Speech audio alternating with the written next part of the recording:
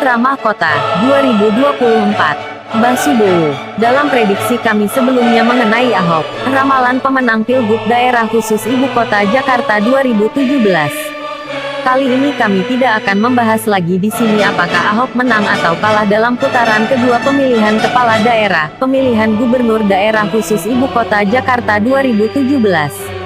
Jika Ahok kalah bisa saja dia jadi menteri, bukan. Kali ini kami menerawang ke depan 8 tahun mendatang.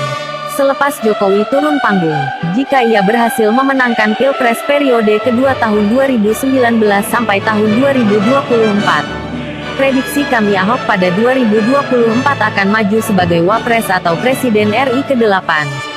Entah partai mana yang tertarik mencalonkannya. Akan menjadi menarik jika posisi Ahok pada 2024 sebagai Capres, sebagai Cawapres itu hal biasa saja mengingat sebagaimana ia pernah tampil sebagai pemenang bersama Jokowi dalam pemilihan langsung sebagai Wakil Gubernur Daerah Khusus Ibu Kota Jakarta pada 2012 yang silam. Sebagai Capres 2024 jelas ujian berat bagi seorang Ahok, beragama minoritas, berbangsa minoritas, dan sebagainya. Kemenangan Ahok dalam putaran pertama Pilgub DKI 2017 adalah luar biasa, mengingat ia person berasal dari serba minoritas. Dalam Pilgub DKI putaran kedua ia bisa menang ataupun kalah, tergantung dari kulung gaib Wahyu Keprabon, jatuh kepada dirinya atau tidak.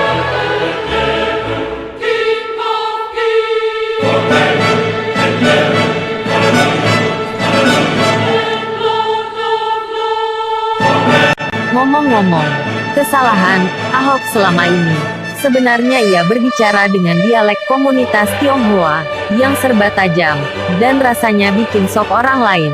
Mengapa? Ahok menggunakan tata bahasa Indonesia yang dicampur baurkan dengan kaedah tata bahasa asing, Mandarin, Hokkien, Des. Hasilnya memang seperti yang terjadi sekarang ini, misalnya disebut dalam kasus penistaan agama.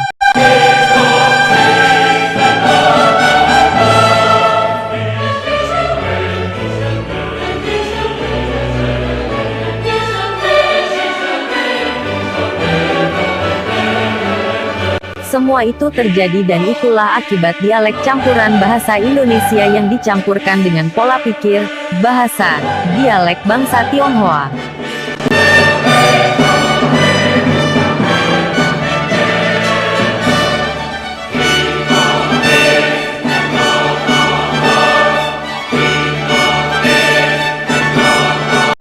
Misalnya kata bohong, dalam pengertian mereka orang Tionghoa, digedeauya sebagai sesuatu sifat yang jelek, jahat dan sebagainya terhadap ucapan orang lain.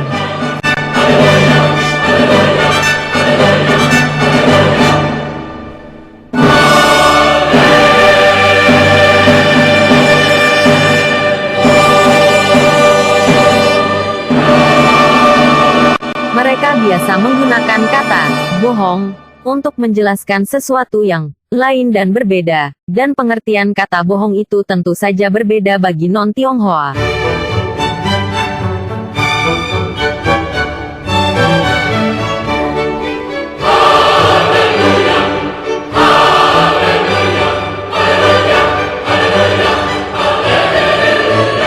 Ada lagi kata pakai, yang biasa juga menjadi ragam dialek khusus yang biasa dipergunakan dalam komunitas Tionghoa di Nusantara ini. Kata pakai, bagi non-Tionghoa berbeda maknanya dibandingkan komunitas Tionghoa yang malas menggunakan kata lainnya untuk menyatakan sesuatu.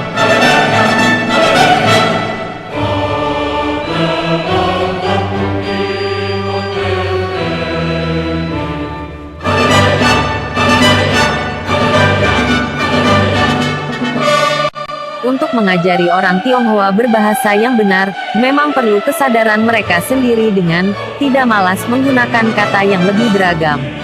Perlu ditambahkan lagi bangsa Tionghoa perlu belajar bahwa budaya bangsa lain diantaranya Jawa, Sunda, Ambon, dan sebagainya. Karena budaya Nusantara memiliki unggah-ungguh, basa-basi. Bangsa Tionghoa ini memang kurang basa-basi dan malas menggunakan kata-kata yang beragam. Alhasil terjadilah miskomunikasi dengan penduduk beragama mayoritas yang sensitif. Menyalahkan Ahok atau membenarkannya perbuatan dan ucapannya itu tidak mungkin selama belum sepaham bahwa orang Tionghoa emang gitu ngomongnya. Untuk memberi pelajaran pada Ahok ya sebenarnya tidak usah terlalu repot-repot. Sekian untuk sekali ini.